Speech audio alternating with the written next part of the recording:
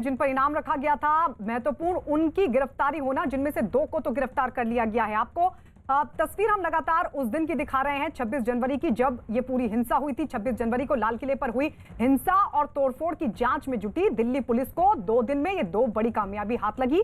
2 दिन पहले special cell ने हरियाणा के करनाल से लाल किला हिंसा के मुख्य आरोपी दीप सिद्धू को धर दबोचा था और कल एक और आरोपी और आज एक और आरोपी इकबाल सिंह को पंजाब के होशियारपुर से गिरफ्तार कर लिया गया।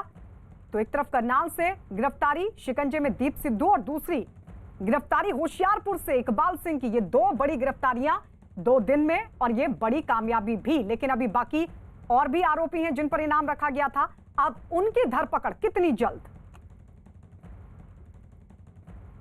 26 जनवरी को दिल्ली में हुई हिंसा में साजिश का नया सबूत सामने आया। न्यूज 18 के मनोज गुप्ता की रिपोर्ट है कि आतंकी संगठन सिख फॉर जस्टिस के सरगना को 26 जनवरी की हिंसा की पहले ही जानकारी थी। आतंकी संगठन के सरगना गुरपन सिंह पन्नू का एक ऑडियो सामने आया जिसमें पता चलता है कि उसे साजिश के बारे में पूरी जानकारी थी।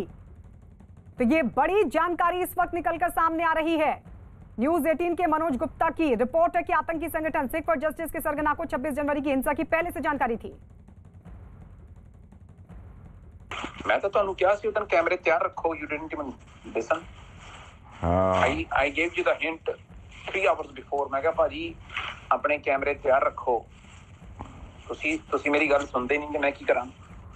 ਪਰ ਉਹਦੇ ਚ ਜਿਹੜੀ ਰਾਈਟਿੰਗ ਦਾ ਪਾਰਟ ਹੈ ਉਹ ਨਹੀਂ ਨਾ ਆਪਣਾ, ਆਪਾਂ ਜ਼ਬਰਦਸਤ ਨਹੀਂ ਨਾ, ਆਪਾਂ ਉਸ ਚੀਜ਼ ਨੂੰ ਕਲੇਮ ਨਹੀਂ ਕਰਦੇ ਜਿਹੜਾ ਕੰਮ ਨਹੀਂ ਕਰਦੇ। ਜਿਹੜਾ ਕੰਮ ਕਰਦੇ ਆ ਉਹਨੂੰ ਦੱਸ ਕੇ ਕਲੇਮ ਕਰਦੇ ਕਿ ਅਸੀਂ ਕੀਤਾ ਹੈ ਨਾ। ਜੇ ਜਨਵਰੀ 26 ਨੂੰ ਉੱਥੇ ਕੇਸ ਵੀ ਨਹੀਂ ਲੱਗਦਾ ਤੇ movement C Ki, what is the movement then? They told hundreds and thousands of farmers to come from Punjab and do what? Go back?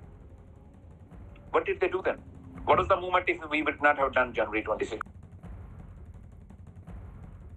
तो सुना आपने, ये ऑडियो सामने आया जिसमें साफ पता चलता है कि पहले से इस बात की जानकारी थी। न्यूज 18 के मनोज गुप्ता की रिपोर्ट है। आतंकी संगठन है सिख फॉर जस्टिस और इसका सरगना 26 जनवरी की हिंसा की पहले ही जानकारी थी इसको। आतंकी संगठन के सरगना पन्नू का ये ऑडियो सामने आ गया है। आनंद नरसिम्हन हमारे सहयोगी इस वक्त जुड़ गए हैं। यानी जो बात लगातार आनंद कही जा रही थी कि खालिस्तानी कनेक्शन है, पहले से इसकी पूरी कहानी को लिखा जा रहा है, अब इसी बात की तस्दीक ये ऑडियो कर रहा है। जी बिल्कुल, ये गुरपतवंत पनूम ये वही बंदा है जिसको कि यहाँ पर भारत ने उसको बैन कर दिया है, इसके ऑर्गेनाइजेशन को बैन किया है और इसको यूएपीए के तहत टेररिस्ट भी घोषित किया गया है। गुरपतवंत पनूम का ये जो है वो साफ दर्शाता है कि इनका 26 जनवरी का प्लान क्या था, एजेंडा क्या था और ये लोग किस एजेंडे से घुसे थे। इसका ही एसोसिएट है मोह धालीवाल का ही है पोएटिक जस्टिस फाउंडेशन, जिनका टूल किट हमने यहाँ जाहिर किया था। सारे न्यूज 18 इंडिया के दर्शकों को एक्सक्लूसिव हमने उसकी प्रेजेंटेशन और सारी डिटेल्स दी थी। दूसरी बात हमने दिखाया था कि मोह धालीवाल ने दीप सिद्धू के अरेस्ट पर उसको ट्वीट कर उसके साथ समर्थन जताया था।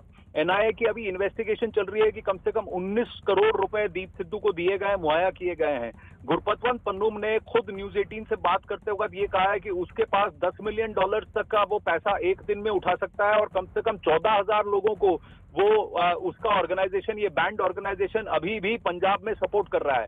अब उसने ये ट्वीट किया है, ये भी कहा है कि देखिए आप एसएफजे से अगर जुड़ते हैं, खालिस्तानी मूवमेंट में आप जुड़ते हैं, हमारे जो खालिस्तान पिच पर आप जुड़ते हैं, तो हम आपको $21,000 साल का देंगे। ये भी वो कहने की कोशिश कर रहा है।